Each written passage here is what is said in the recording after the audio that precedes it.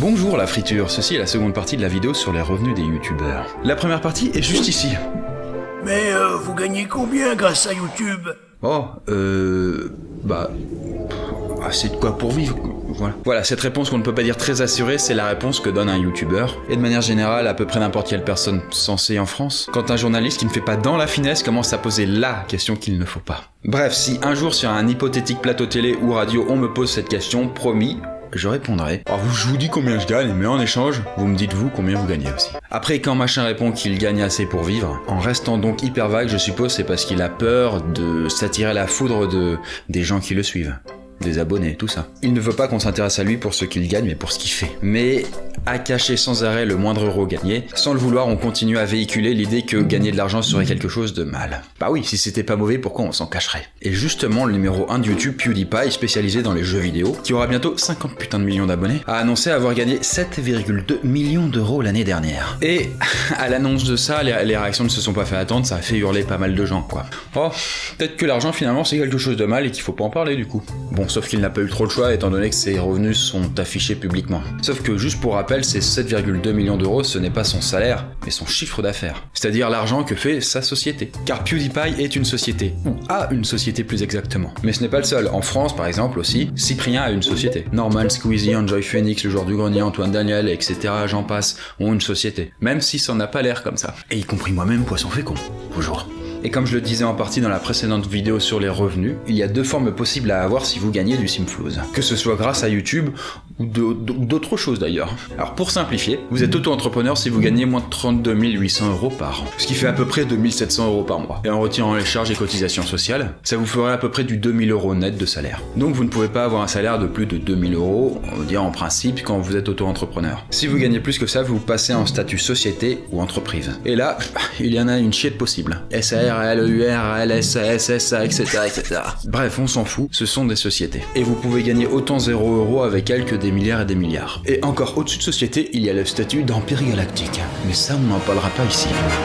Prenons donc un petit cas concret pour bien comprendre. Billy, un jeune youtubeur qui se lance, s'est mis à faire des let's play et quelques podcasts dans sa chambre, avec ses caleçons sales en toile de fond et ses mouchoirs usagés roulés en boule dans un autre coin. Et au bout de quelques laborieuses années à s'améliorer, il finit par avoir un bon paquet d'abonnés. En activant la monétisation de ses vidéos juste ici, et en ayant eu quelques studios de jeux vidéo venus le contacter pour qu'il parle de leur jeu dans l'une de ses vidéos, en échange d'un petit chèque bien sûr, il commence à gagner de l'argent. Billy commence donc son périple en tant qu'auto-entrepreneur.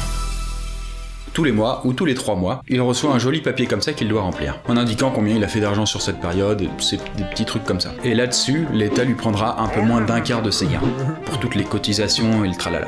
La comptabilité là-dedans, ça se résume juste à ça. Et puis un beau matin, il se lève un petit peu fatigué et il se rend compte qu'il vient de crever le plafond de ce qui est permis de gagner en tant qu'auto-entrepreneur. Donc les 2700 euros par mois, il vient de les exploser.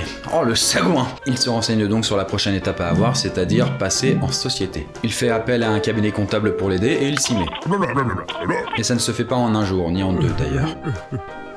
Faut plutôt compter un mois et 1000 à 2000 euros en moins, quoi. Eh oui, ça coûte cher de créer une société. Et en plus, c'est ultra casse-couille, sinon c'est pas drôle. Je me souviens, moi, comment ça m'avait pris la tête. D'ailleurs, il est vivement recommandé, quand on passe en société, que ce soit pour YouTube ou non d'ailleurs, d'avoir un cabinet comptable qui s'occupe de sa comptabilité et de la paperasse. Car autant en auto-entrepreneur, c'est faisable tout seul, sans trop de soucis. Voyons, on avait juste ce papier, on leur envoyait, basta. Autant en société, autant s'ouvrir les veines directes. Billy, pas fou le gars, décide donc de faire appel à un cabinet comptable. Mais il grince un petit peu des dents. Non, ça va pas recommencer, en apprenant que ça lui coûtera minimum 1000 euros par an. Ça y est, la YouTube monnaie commence à s'envoler. Et Billy, vous savez, société ou pas, il est toujours dans sa chambre avec ses caleçons sales. Ça n'a pas changé. Avant, c'était comme ça que ça se passait niveau revenus. Sauf que maintenant, entre YouTube et lui, il y a sa société qui fait écran. Et s'il veut se payer, il va devoir demander à sa société, qui reçoit donc l'argent de YouTube, de lui verser un salaire, pour continuer à payer son loyer et des kebabs. Et comme on l'a vu, quand il était auto-entrepreneur, l'État venait lui grappiller 23% de ses revenus. Par contre, en tant que société, Billy doit se verser un salaire à lui-même. L'État, cette fois-ci, va lui prendre 40% de ses revenus.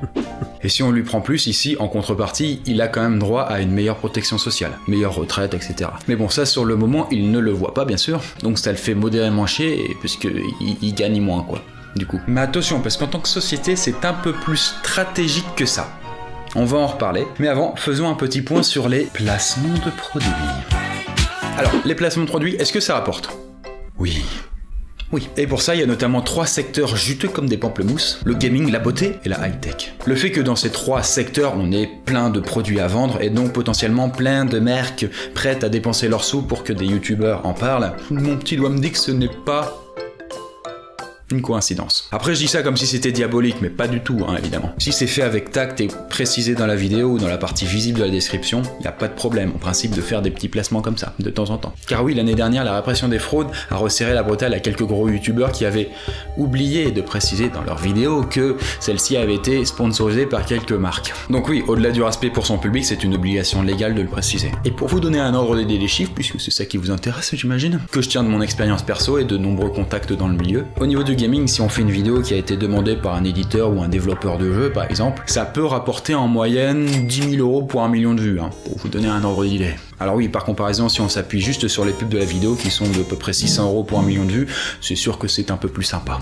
Après, j'insiste sur le fait que c'est un chiffre pris à la louche. On pourra croiser beaucoup moins, tout comme beaucoup plus selon les situations. Et pour illustrer un petit peu mieux tout ça, on va prendre mon propre cas comme éventail parmi toutes les opérations commerciales que j'ai pu mener. Enfin, une bonne partie d'entre elles. J'espère juste avoir votre compréhension dans la suite de la vidéo sur ce que je vais vous dire, parce que, à part être transparent avec vous, faut quand même comprendre que je n'ai aucun intérêt à révéler ce genre d'informations qui de base sont plutôt des trucs confidentiels, quoi. Alors, le tout premier placement de produit que j'ai fait, c'est sur ma vidéo sur l'amour. Ah, celui-là, on s'en souvient. Alors, il m'avait rapporté autour des 10 000 €. Alors oui, 10 000 € pour parler pendant 5-10 secondes d'une appli. Ouais, je sais. Alors, ma vidéo sur le maïs fait elle aussi suite à une opération commerciale qui m'a rapporté autour des 10 000 € elle aussi. Après, pour celle-ci, c'était une très belle proposition que j'ai eue d'une association de producteurs de maïs. C'était différent, car il n'y avait aucun placement de produit à faire. C'est juste qu'ils m'invitaient à parler de choses méconnues sur le maïs, pour que les gens soient un peu plus sensibilisés à tout ça. Ma vidéo sur la poste, où à la fin je parle de timbres spéciaux, m'avait rapporté 5 000 €. Ma vidéo sur le cinéma, où vers la fin je parle d'un service de vidéo à la demande en ligne français, ça s'était élevé, là, à une enveloppe de 12 000 €. Et puis plus récemment, ma vidéo sur les orques, là aussi c'était une opération commerciale un petit peu originale que j'avais été ravi de faire, pour promouvoir une association de défense tout en parlant d'un jeu, c'était du 10 000 €. Et puis la toute dernière en date, celle sur le premier mini-cours, que j'ai fait, sur la fin en 2050 quoi, 7 000 € dans la poche, entre guillemets, très content du résultat là aussi. Et puis j'ai eu l'occasion de faire quelques OP autour des 3 000 € là aussi. Alors certains pourraient dire « Oh mais c'est des vidéos qui ont été financées, donc c'est de la merde !» Alors sur toutes les vidéos que je vous ai citées, fondamentalement, elles valent autant que les autres bien sûr. J'ai toujours eu carte blanche sur ce que je disais dans la vidéo et la façon dont je traitais la vidéo. Et puis petit à petit, j'essaie de faire en sorte que ce soit mieux amené, mieux incrusté dans la vidéo, que ce soit plus cool quoi. Alors après, effectivement, ce sont des gros montants. Mais gardez à l'esprit que si le youtubeur reçoit autant, moi ici en l'occurrence, ça veut dire que l'entreprise qui l'a payé a gagné encore plus au final. Et oui, elles vont pas travailler à perte. C'est donc logique, on nous donne en proportion de ce qu'on apporte. Mais moi, si je voulais transformer directement ça en salaire personnel, il faudrait que je déduise, comme on l'a vu, à peu près 40%, qui irait dans les mains de l'État, la Sécu, la retraite, etc. Mais à titre perso, j'ai besoin de faire quelques OP de temps en temps, car j'ai une entreprise à faire tourner et des espadons à payer. Mais je vous explique quand même pourquoi à la fin de la vidéo. Parmi les collègues youtubeurs avec qui j'ai eu l'occasion de discuter, on se retrouve toujours à peu près aussi dans ces montants-là, quoi. On sera pas payé 1000 balles si la vidéo elle fait 1 million de vues, quoi. Ou alors le youtubeur le fait gratuitement, mais pour une cause désespérée, quoi. D'ailleurs, ça m'arrive de recevoir des emails assez comiques quand même d'une entreprise, alors énorme, qui parle pas très bien français, mais qui a envie que je parle de leurs produits. Généralement, c'est un énorme site de vente en ligne, et me dit « Si je vous envoie pour 50 € de produits grand maximum, vous pouvez me faire une vidéo juste pour moi, rien que pour moi ?» C'est pas toujours évident de répondre à ça. Par contre, chaque youtubeur est différent, tout comme chaque entreprise en réalité. Mais de ce que j'en sais, la plupart se versent plutôt ça directement comme salaire, en plus de leur revenu pub. Et pour en revenir à notre cher Billy, qui a maintenant une société, bravo Billy. Même lui, il a du mal à s'y faire. Tout récemment, il y a un éditeur qui est venu pour lui demander s'il acceptait de parler de l'un de leurs nouveaux jeux qui venait de sortir. Bon, un jeu pam boum boum, pas vilain, mais pas malin spécialement non plus, quoi. Bref, sachant que Billy fait en moyenne 200 000 vues par vidéo, l'éditeur lui en propose 2000 pour jouer à son jeu. Bon, sachant que Billy joue au jeu sur sa chaîne, y a pas de raison qu'il en fasse pas là, donc bingo. Sauf que Billy de base, il s'était dit c'est bien 2000 €, sauf que maintenant, comme je dois me les transformer en salaire, ça va me faire perdre 40%, donc c'est con, c'est pas bon quoi. Sauf que son comptable, ce qu'il lui apprend, c'est que cet argent-là, que son entreprise a gagné, donc c'est 2000 €, il peut aussi les dépenser directement avec l'entreprise. Et là, ça va lui faire de sérieuses économies quand même. Alors oui, c'est un petit peu technique, mais voyez ça comme un jeu avec ses règles quoi. Il a le droit d'acheter avec l'argent de l'entreprise tout ce dont elle aurait besoin. Exemple du matos comme une nouvelle caméra pour se filmer, de l'éclairage pour qu'on voit un peu mieux sa gueule, un studio bien insonorisé pour le tournage quand il vient de perdre pour la 8e fois et qu'il se met à hurler. Un nouvel ordinateur plus puissant, des meubles, des figurines pour la déco, un billet de train quand il va en convention, de nouveaux jeux vidéo, des livres si ça lui arrive de lire, etc. Par exemple, s'il veut s'acheter une nouvelle caméra pour filmer sa tronche, et cette caméra coûte 1000 €, c'est une sacrée bestiole quand même. Mieux vaut qu'il l'achète avec l'argent de la société plutôt que se donner un salaire et ensuite avec son salaire acheter la caméra. Car s'il paye avec sa société, la caméra lui coûtera que 833 €. Car oui, la TVA est de 20% sur tout ce que vous achetez en France. Sauf que la TVA, les entreprises, elles ne la payent pas. Par contre, si Billy il était un petit peu bête et il voulait s'acheter directement cette caméra avec son salaire, il aurait fallu qu'il se verse à lui-même 1670 € de salaire. donc ça revient pratiquement 2 fois moins cher quand il s'agit d'acheter avec l'argent de sa société. Alors par contre, on ne peut pas tout dépenser avec elle. Par exemple, la bouffe, les fringues ou le loyer, ça on peut pas, il faut payer avec son propre argent. Faut pas déconner non plus quoi. Pour terminer, comme je peux pas parler au nom des autres youtubeurs sur leurs revenus, ça ne me pose pas de souci de parler de mon propre cas. En tant que gros youtubeur, entre guillemets, combien je peux gagner? Alors je précise quand même que je ne fais pas ça par prétention, j'en ai rien à foutre de ça, mais par envie de clarté, tout comme je pourrais parler de n'importe quel autre sujet de manière aussi détaillée. Alors, rien qu'avec les publicités sur le dernier trimestre, c'est-à-dire avril, mai, juin 2016, j'ai gagné 10 341 €. À cela, on retire les 15% de royalty de mon network, ce qui fait environ 3000 € de gagné par mois. Et ça, c'est ce que ma société, le Kundar, gagne. Pas moi, hein. C'est son chiffre d'affaires donc. Si je voulais que ces 3000 € deviennent mon propre salaire, donc juste pour moi quoi, je me ferais une fiche de paie tous les mois, je retirerais environ 40%, ce qui me ferait un salaire net d'à peu près 1800 €.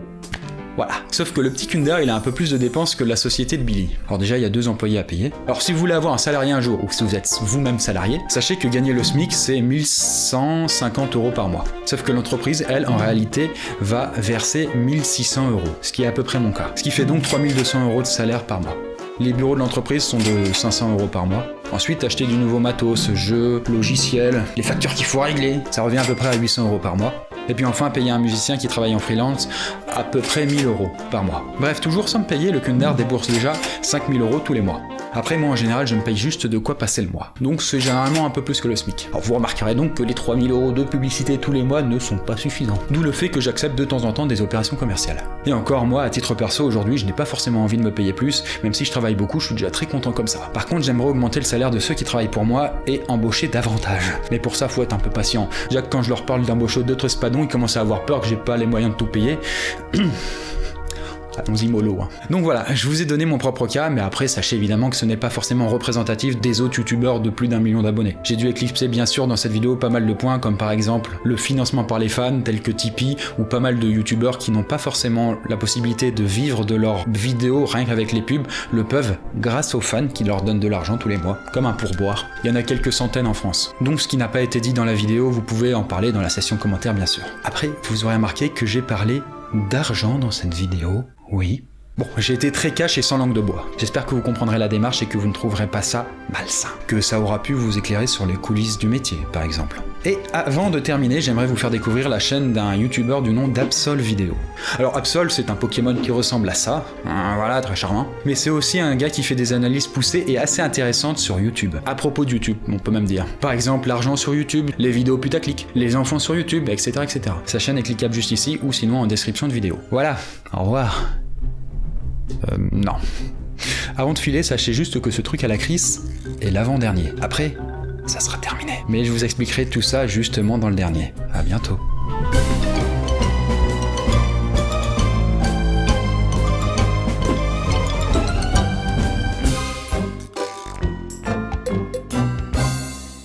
Ça y est, la YouTube poney. Ça y est. La YouTube poney.